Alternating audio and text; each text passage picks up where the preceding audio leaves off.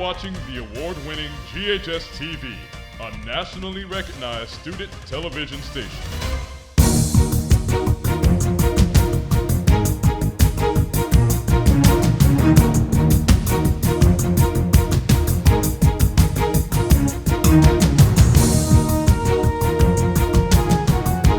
Hello and welcome to Red Devil Postgame, GHS-TV's two-time national award-winning sports show. I'm your host, Brandon Sewell. It's been a while since we have seen each other, and boy, there's a lot to cover. From swimming and track to cheerleading, we've got it all for you. But first, our basketball team had an outstanding season with the all-new team and coach. Let's take a look at some highlights of their season. Our girls basketball team had a good season, winning majority of their home games. They hit a brick wall towards the end of the season, facing a tough match against Ndeye County. They would eventually pick up steam as they beat the Southwind Jaguars 43-28. Although they did lose to the Bartlett Panthers at the end of the season, their record improved dramatically from the 2019-20 season, going from 4-22 to a dramatic improvement of 9 wins and 12 losses. The boys basketball team also showed improvement with a record of 18-12, a huge jump in comparison to 6 wins and 23 losses in 2019. They lost their first game against MUS, but they were not out for the count. They went on a 4-game winning streak, proving they were a top team in their district. Second, matter of fact, the Devils came face-to-face with Ndeye County on homecoming night.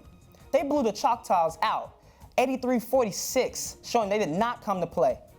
The Devils showed the same treatment to the Southwind Jaguars, taking home a dub. Final score, 71-63. But they met their match in the Bartlett Panthers. They put up a really good fight, putting up 57 points against Bartlett's 74. The team finished up their season, making it to the playoffs for the first time in years. Don't they look amazing? Now, let's hear from the players themselves.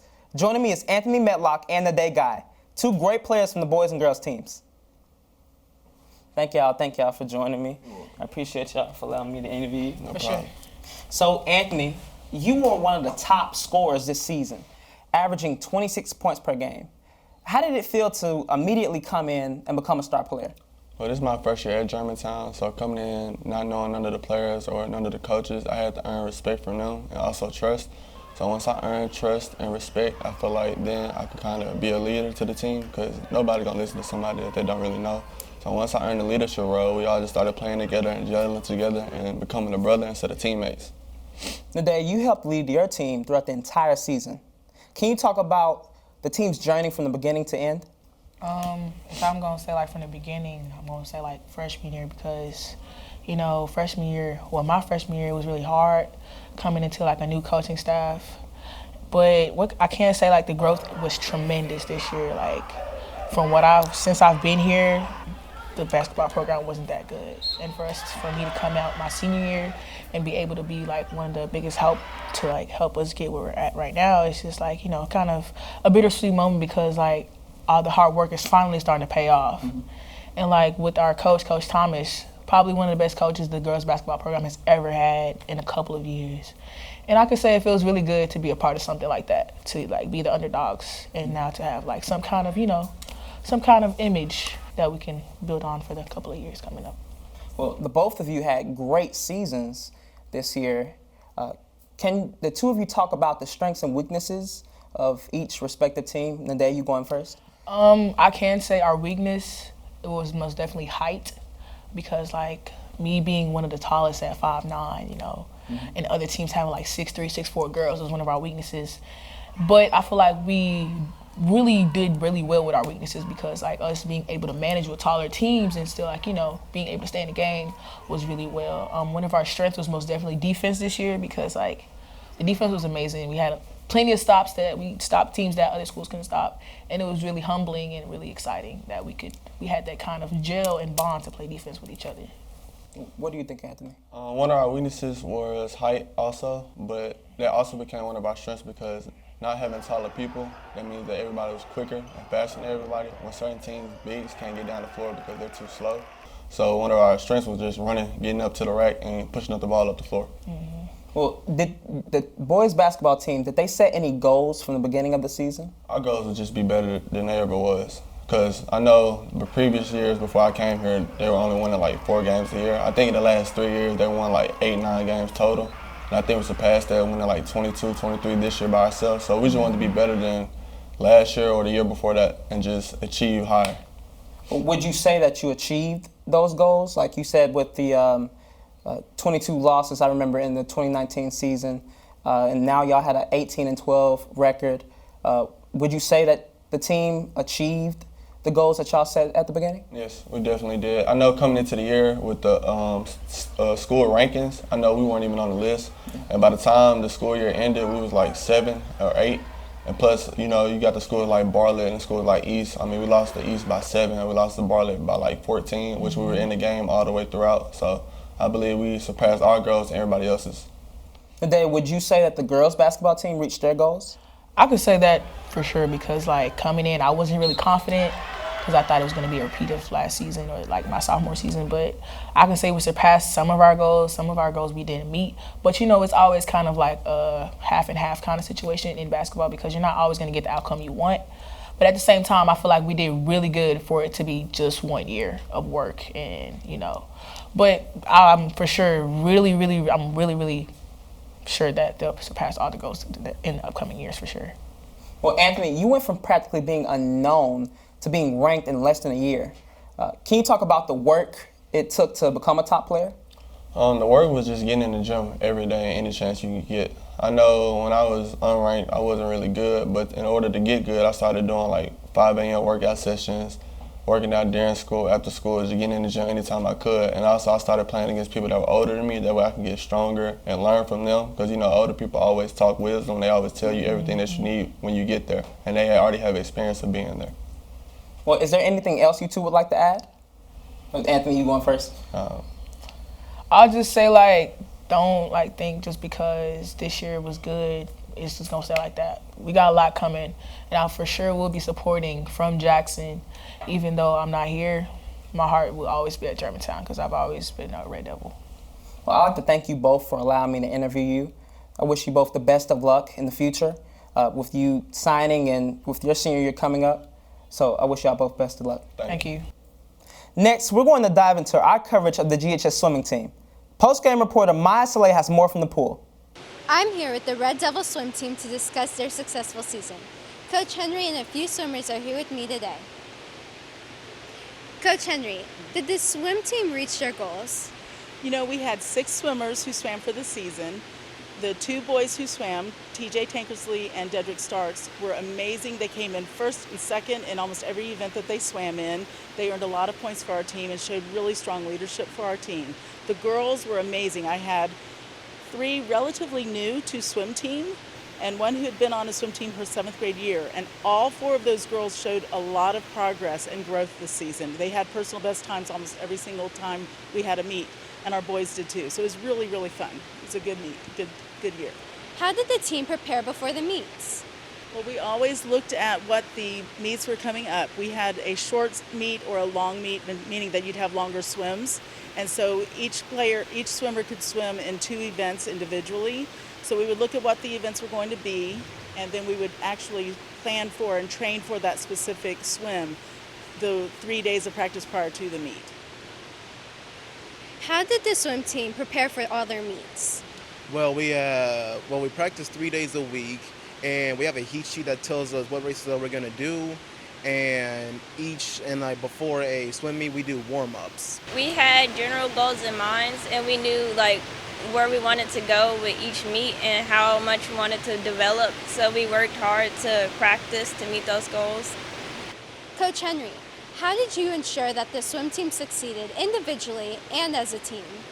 Well, we spent a lot looking at what their strengths were, and it's an individual event. You're swimming by yourself, but it's also a team event, so we got to put each other in the right events. So, for example, if I had 2 really strong swimmers, maybe they didn't need to be swimming the same event. Maybe one person could take care of getting first, second, or third in that event, and then the other person would swim another event to place there, and that's how we kind of accrued more team points that way. How are you guys able to motivate each other and push each other throughout the swim season?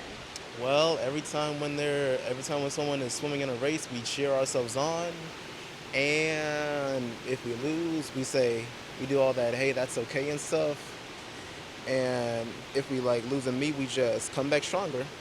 this is our first time ever meeting each other, but we have developed chemistry at our time swimming. Sometimes we meet up in the hallways and we talk to each other, or we see each other outside, and sometimes Dedrick would give us encouraging texts and ask us how we're doing. Thank you so much for talking with me, and congrats on your season. Reporting for Red Devil Postgame, I'm Maya Saleh. We would like to thank the Hickory Hill Community Center for allowing us to film and giving our swimmers a place to practice. Have you ever wondered what it takes to be a cheerleader? Turns out, we've got great examples on our own GHS cheer squad. Post-game reporter Maya Saleh and videographer Michael Johnson show us how our cheerleaders prepare to lead the crowd. The GHS cheerleading squad is bringing school spirit to basketball season with their energetic stunts. Being around the team and getting to cheer the team on is exciting. When you have the cheerleaders to hype you up for the cheer, it makes it better for the team. Crowd is kind of down and dry. You know, at least you have your cheerleaders there. Pump up the team, at least attempt to pump up the crowd. You know, give them a bit of encouragement rather than, you know, just hearing silence. While the team hypes up spectators, the squad has its own way to get hyped for the game. Pep talk before the game, a day before, a night before, morning of. We just text each other and remind each other to lock in, to focus, make sure you eat something, drink something.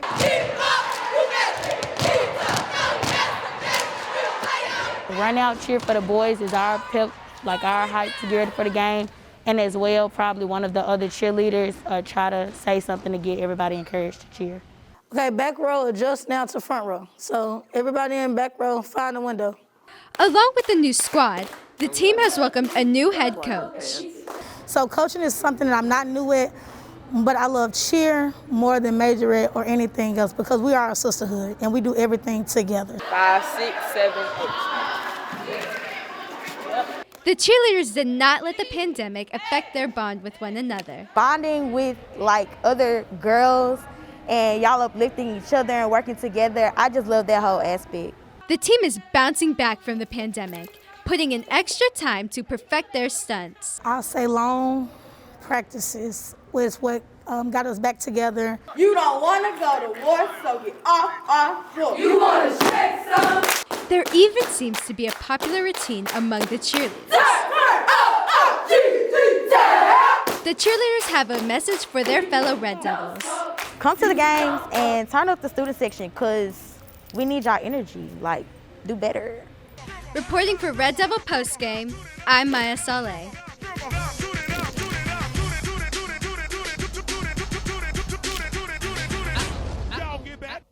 We've got a lot more postgame headed your way, including a look at the wrestling team. So stick around. Camera 1, switch audio, cue talent. So GHS-TV was started in 1982 by Frank Bluestein, the department's founder. It's a multi-million-dollar television studio, and students who are a part of it have the opportunity to do real-world work. Welcome to GHS Insider, the show. What makes this program unique is the students here. We come with a lot of potential and a lot of talent, and we also come with the mindset of we have to do this, we can do this. In this class, we really have the ability to be as creative as we want to be.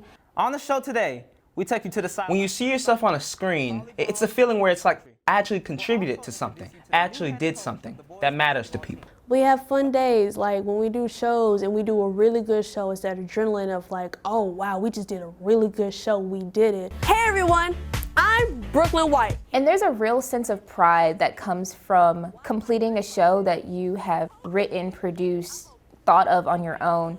And that sense of pride is really important, and it keeps us motivated because we want to do more. We want to experience that feeling again. We're always pushing the kids. We're always challenging them, and they rise to the challenge. So the program has absolutely changed a lot for me. It has given me a view into the arts and has let me see that I really do enjoy working behind the camera as well as in front of the camera. The future of our program really, a lot of times, is up to the students. It's their willingness to see beyond what is here and what it can be. Year to year, it changes with the students, but the ability of the students never changes. Go Red Devils! For more information about the Kappa program, visit ghskappa.com or call 755-7775. You're watching the award-winning GHS-TV, a nationally recognized student television station. And we are back with more Red Devil postgame. Our wrestling team slammed their opponents to the mat this season and clinched the 2021 SCI AA Wrestling Championship while they were at it. We sent postgame reporter Alyssa Goodwin to a match. Check it out.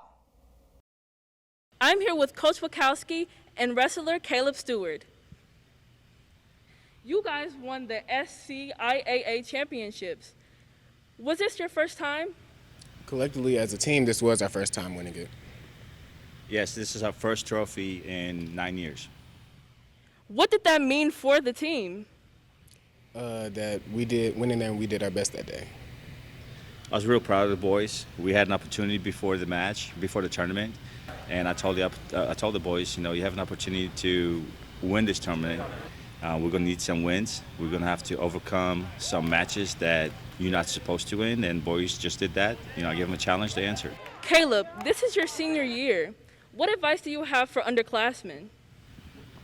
I guess to find something that you enjoy doing, like wrestling was for me. Mr. Wachowski, the season is coming to a close. What are you most proud of? One, the number of the boys we still have out. Over the past years, the Christmas Ghost will come in and take 3 or 4 boys every year. Second is the progress of the boys. I can honestly say everybody's getting better. So as a coach, that's all I can ask for. What are you most looking forward to for next year? Well, I would like to have more 9th graders come out, more sophomores come out. So if you're looking for a challenge, if you're looking for a sport that you get the credit, come on out. What will you remember the most? I guess when being SCIA champion, Black Horse, and anything else I win this year. Thank you, Coach and Caleb, for speaking with me today. Thank you. Reporting for Red Devil Newsbeat, I'm Alyssa Goodwin. Sports is not just about what a team does on the court or field. They can shine off the field too. During a game this season, the GHS baseball team honored the school's Best Buddies Club, recognizing special individuals who go above and beyond for the club. Post-game reporter Maya Saleh was at the game and has more. It was a special night here at the GHS boys baseball game. The team recognized the GHS Best Buddies Club. Outfielder Taris Pfeiffer and Toby Alukobant from Best Buddies are here now. Why does the team recognize the Best Buddies Club? The Best Buddies organization is important to us because they need our support, and we got more ability than they do. We can do more than what they can, so we try to stick by them and help them, make them feel comfortable. I work in the sped department every day, and when I tell you that these kids, they move me, they inspire me to do things that I do out here with my students and my athletes, and I really appreciate their energy and the love they have for one another every single day. Toby, what do you like about baseball? Hit ball. A1. Is this your first time watching baseball? Yes. What makes tonight so special for both the baseball team and the Best Buddies? Tonight's special because it's our first win. We had a real season. Toby, how excited are you to watch the team and support them? Happy. Taris, Toby, thanks again for talking with me. Thank you. Reporting for Red Devil Postgame, I'm Maya Saleh.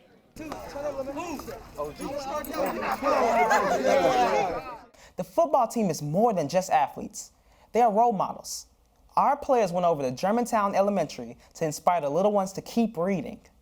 Today you're going to start off by selecting a book that you would like to read. Today we are having Read Across America, and we're celebrating it with all of our kindergarten through 5th grade students at Germantown Elementary School. How y'all doing today? Good. That's good. The book I got for y'all is 3 Little Pigs. Y'all know the 3 Little Pigs? Yeah. Okay.